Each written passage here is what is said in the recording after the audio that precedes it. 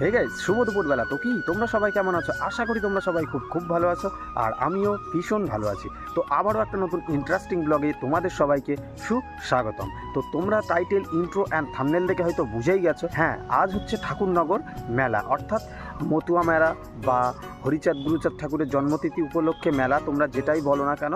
তো আজ হচ্ছে সেই ঠাকুরনগর ঠাকুর বাড়িতে। আমি এবছর আর দলের সঙ্গে যাচ্ছি না, তার কারণ হচ্ছে আমার এবছরে একটা দাদু মারা গিয়েছে। তো যে কারণে আমি আর দলের সঙ্গে এবছর যাচ্ছি না। তো আমি একাই যাব ঠাকুরনগর মেলাতে, আর এবছরের মেলার কেমন কি ভিড় হয়েছে সেটা তোমাদের সঙ্গে শেয়ার করব। আর যেহেতু আমার যেতে একটু লেট হয়ে গেছে, তো সেই কারণে হয়তো ভিড়টা অতটা তোমরা দেখতে পাবে না। তো চলো দেখতে থাকো কন্টিনিউ, সব কিছুই তোমাদের সঙ্গে শেয়ার করব, দেখতে থাকো কন্টিনিউ। ব্যাপারটা হচ্ছে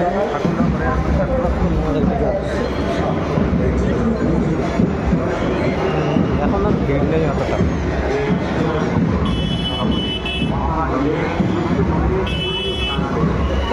তো বাড়ির থেকে কাজ থেকে আসতে অনেকটা লেট হয়ে গেছে। চলো দেখি মেলার ব্যাপারটা একবার শেয়ার করবো। তো এই যে দেখতে পাচ্ছ, আমি একেবারে চলে এসেছি ঠাকুর বাড়ির সামনেই। আর যেহেতু আমি লেট করে এসেছি, তো সেই কারণে এখন ভিড়টা অতটা নেই। তো যাই হোক, ঠাকুরনগর ঠাকুর বাড়িতে এবছর আমি আর দলের সঙ্গে এলাম না, তার কারণ তোমাদেরকে আগেই জানিয়েছি কী কারণে আমি দলের সঙ্গে আসি। আর আজকে যে ভিডিওটা তোমরা দেখছো, এই ভিডিওটা অনেকটা দিন ধরেই আমি আপলোড করছি, তার কারণ হচ্ছে আমার বাড়িতে কাজ ক্রিয়ার জন্য আমি আপলোড করতে পারিনি ভিডিওটা। তো যাই হোক, অনেকটাই লেট হয়ে গেছে। তো এবার থেকে আবারও কন্টিনিউ শুরু করব ভিডিও করা। কন্টিনিউ তোমরা ভিডিও দেখতে পাবে আমার চ্যানেলে। তো চলো দেখতে থাকো কন্টিনিউ। আর এই মেলাতে এলে তো ভয়েস ওভার করতেই হবে, কারণ ঢাকার যা আওয়াজ, সেই আওয়াজে কোনো কিছুই কথা বললে শোনা যাবে না। তো সেই কারণে করতেই হয় ভয়েস ওভার। তো দেখতে থাকো, চলে এসেছি একেবারে ঠাকুরনগর ঠাকুর বাড়ির একেবারে সামনে, দেখতেই পাচ্ছ, দেখতে থাকো।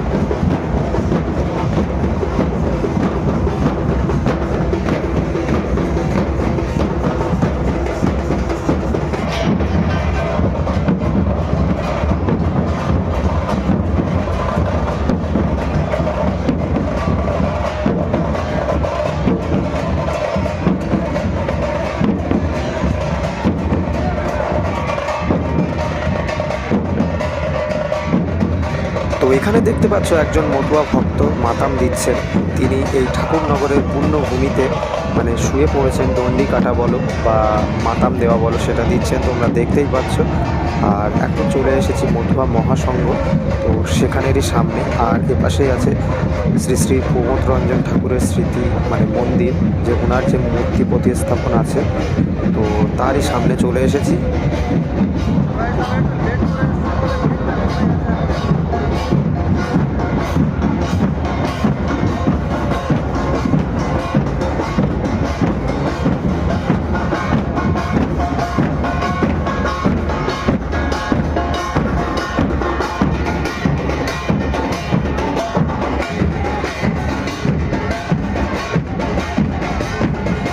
এখনও আমি দুপুরবেলা এসেছি, এখনও যে কতটা ভিড় আছে সেটাও তোমরা দেখতে পাচ্ছ। আর এখানেই দেখো, মানে অনেক মতুয়া ভক্ত একসঙ্গে মাতাম দিচ্ছে।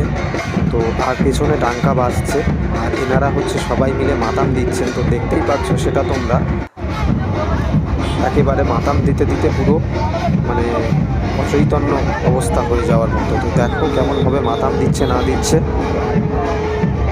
আর নেক্সট বছর আমি আবারও যাব, যদি সম্ভব হয়, মানে দলের সঙ্গে। তো চলো দেখতে থাকো কন্টিনিউ, কেমনভাবে মাতাম দিচ্ছে না দিচ্ছে সেগুলো তোমরা দেখতে থাকো।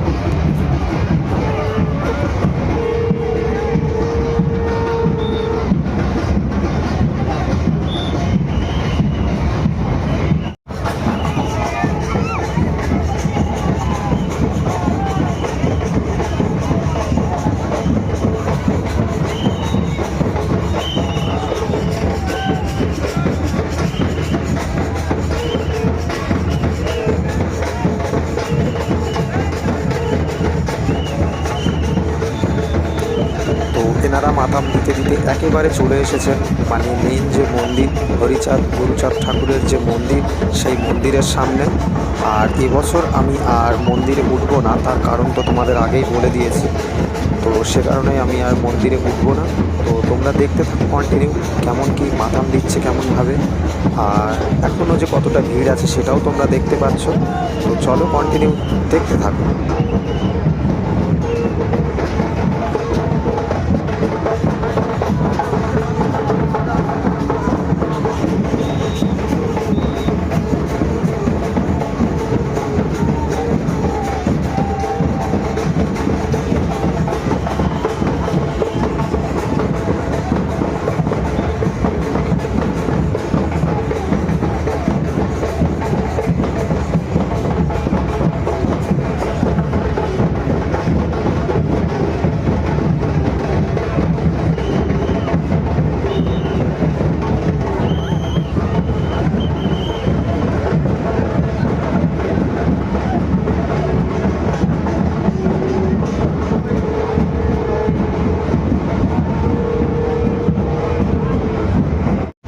তো দেখতেই পাচ্ছ হরিচাঁদ গুরুচাঁদ ঠাকুরের যে পূর্ণভূমি মানে এই মন্দিরে। তো এখানেই এনারা শুয়ে পড়ে মাথাম দিচ্ছেন, আর এই মাথাম দেওয়া যে কতটা কষ্ট সেটা মানে এগুলো না দেখলে বোঝাই যায় না। তো দেখতেই পাচ্ছ সেগুলো তোমরা। তো তাদের মনস্কামনা সবাই আর কি, তাদের মনের যে কামনা বাসনা সেগুলো বলছেন আর মাথাম দিচ্ছেন, দেখতেই পাচ্ছ তোমরা। তো চলো কন্টিনিউ দেখতে থাকো।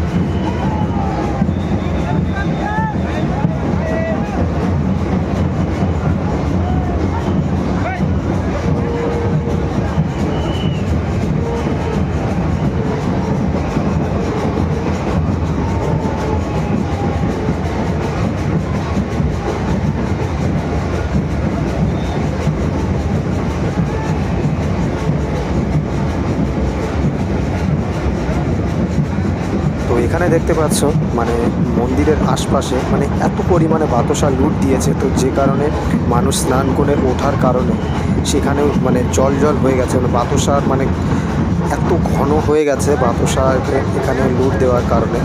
আর মানুষের জুতো দেখতেই পাচ্ছ মন্দিরের পাশে সবাই মানে এতটা ভিড় হয়েছে যে এখান থেকে নিয়েই যেতে পারে। জুতোর লাট পড়ে গেছে মানে মন্দিরের পাশে, সবাই খুলে হয়তো মন্দিরে উঠেছিল বাট আর নিয়ে যেতে পারেনি ভিড়ের কারণে। তো দেখতেই পাচ্ছ। আর এইদিকে যে ঠাকুরনগর ঠাকুরবাড়ির যে মেন মহল, তো সেই মেন মহলের সামনে আমি চলে এসেছি।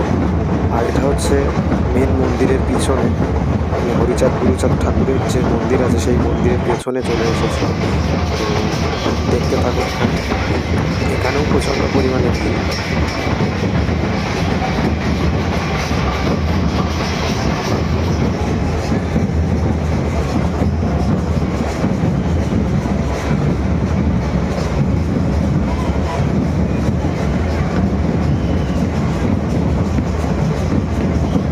তো আর এখানে দেখো একটা ছোট্ট পুচকি মেয়ে, তো সেও আর কি বাতাসা লুট দিচ্ছে ওর মায়ের সঙ্গে।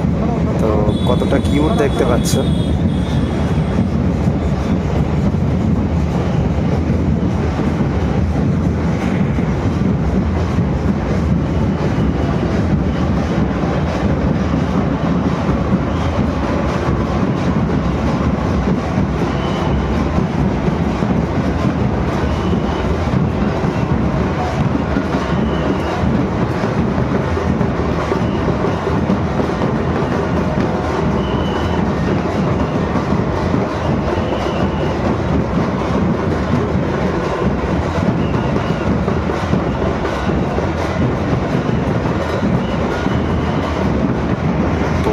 দেখতে পাচ্ছ মানে আশপাশে অনেক দল আছে।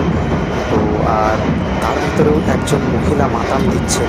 তো মানে কীরকমভাবে মাতাম দিচ্ছেন সেটা তোমরা দেখতেই পাচ্ছ। তো অনেক কষ্টকর জিনিস মানে মাতাম দেওয়া এটা। তো একজন মহিলাও মাতাম দিচ্ছে সেটা আমি দেখলাম। দেখো কন্টিনিউ দেখতে থাকো। আর এই মেলাতে যারা আসবে তাদেরকে অবশ্যই আমি একটা কথা বলতে চাই, বা সবাই সতর্ক থাকবেন যারা বাচ্চা কাচ্চা নিয়ে আসবেন। আর বাচ্চাদের পকেটে ছোট্ট চিরকুটে বাড়ির ঠিকানা, ফোন নাম্বার এগুলো লিখে দেবেন। যদি বাই চান্স কোনো কারণবশত বাচ্চা কাচ্চা হারিয়ে যায়, তো যেন সেই অ্যাড্রেসে ফোন করতে বা কন্ট্যাক্ট করে আপনাদের সঙ্গে যোগাযোগ করতে পারে। তো সে কারণে চিরকুট দিয়ে দেবেন বাচ্চাদের পকেটে, অনেকটাই সুবিধা হবে।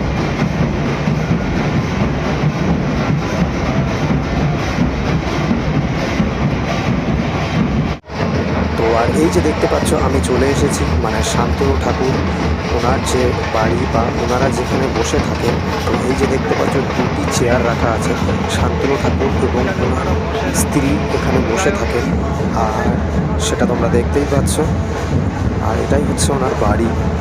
আর এখান থেকে আমি চলে যাব হচ্ছে পূর্ণ যে স্নান অর্থাৎ কামনার সাগর, তো সেদিকটাতে দেখাবো। এখন এই পুকুরে কতটা কি ভিড় আছে সেটা তোমাদেরকে দেখাবো।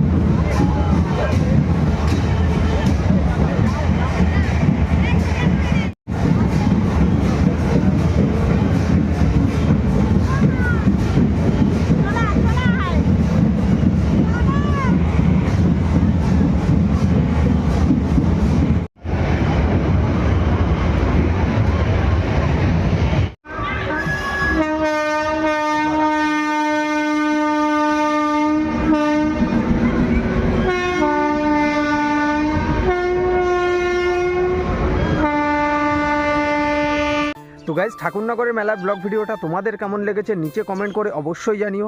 আর যদি ভালো লেগে থাকে তাহলে অবশ্যই একটা লাইক করো আর সাবস্ক্রাইব করে পাশে থেকো। তো চলো আবার দেখা হচ্ছে ঠাকুরনগরের মেলার ব্লগ ভিডিও পার্ট 2-তে। তো ততক্ষণে তোমরা ভালো থেকো, সুস্থ থেকো, take care and love you.